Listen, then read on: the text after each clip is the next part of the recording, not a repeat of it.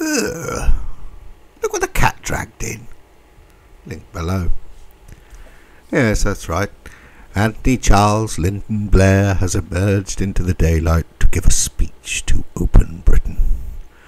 No, not the useful Open Britain, link below, that advises disabled people on the accessibility of public spaces, but Open_Britain, that is campaigning to reverse Brexit, link below. Having been cleared of war crimes by the Chilcot inquiry, link below, and closed his businesses to focus on charitable work, link below, Mr. Blair has decided that it is his bunny ears mission. Close bunny ears to persuade Britons to rise up and challenge and change their minds about Brexit.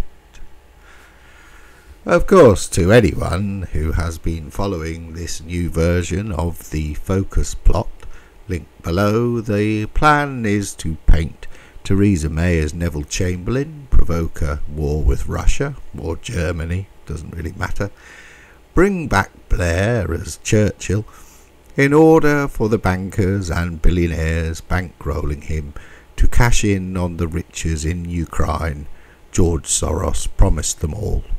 Link below.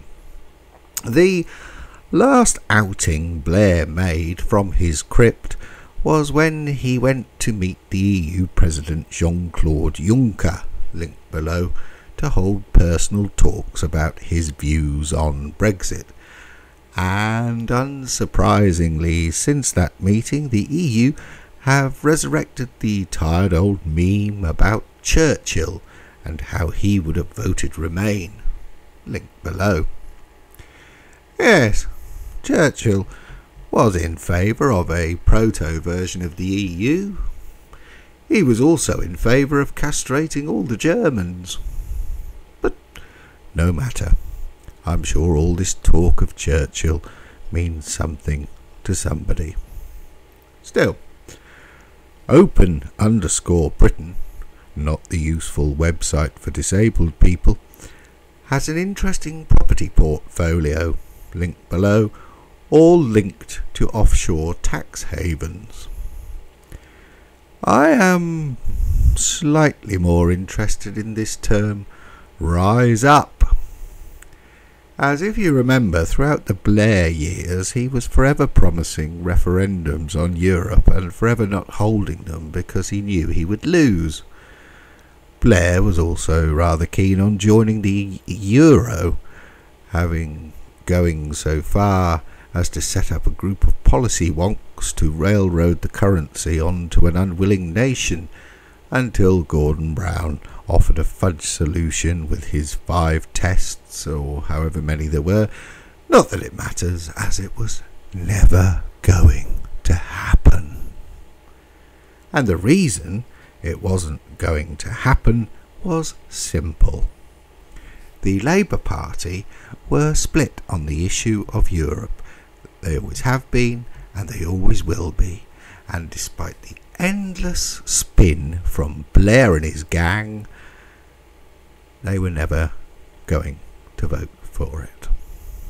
Which makes it all the more fun to see the cockeyed political has-been rise from the grave and lecture his party that he destroyed for allowing Brexit to happen. Link below. And it is even more fun to see the Guardian and the Independent completely confused as to how they should react to this, for in the world of progressive politics, Blairite has been an insult for years. At which point it is useful to move on to the article by Paul Sperry in the New York Post, linked below, about that other political corpse, Barack Obama. One hears wild things these days about Obama building a bunker complete with machine guns and setting up a shadow government, and apparently he has an army of 30,000 flying monkeys ready to march out and wave placards and cause mayhem.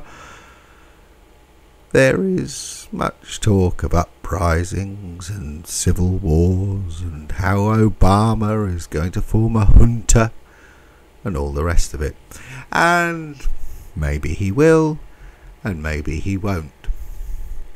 What none of the commentators have mentioned is the obvious connection between Obama and Blair, besides them being both destroying their respective political parties and being warmongers in hock to the banks. Link below. Link below. Yes, Richard Branson. Well, we know that post-Brexit, Richard Branson would stand to lose a lot of money, potentially. Most obviously, were the government to pull the plug on the subsidies to his trains in an effort to renationalise the railways, something that cannot be done under EU rules.